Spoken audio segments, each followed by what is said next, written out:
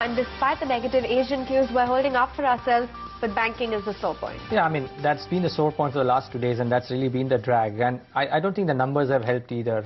The last 2 or 3 quarters, or probably the last 4 quarters, we've looked at asset quality, and that's probably what the market has looked in Kotak Bank in today's session as well. So despite, as the headline stated as well, despite the good performance on the bottom line, the reason the stock has gone down is because of the increase in the NPAs on a quarter-on-quarter basis. So that wouldn't sit down too well.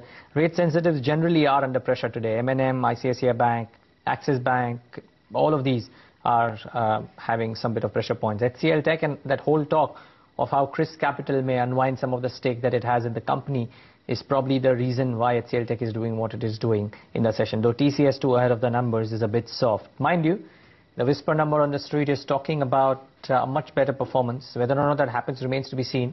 But be careful when you're trading this one. The earnings are slated to come out today. Though I think the PSUs are giving out that bit of support. So ONGC, the heavyweight, up 3.5%, not bad going.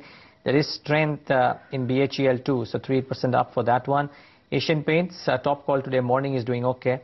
And amongst the others, while banks are reeling generally, PNB is not doing too badly. So percent and a half higher for a Punjab National Bank in today's trade.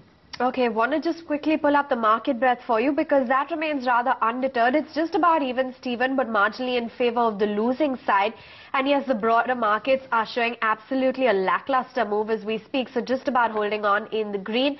Some of the losers, pardon me, Educom, that continues to reel under pressure.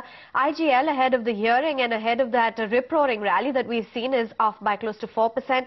And something like Tata Communications and Jet Airways is also in the red.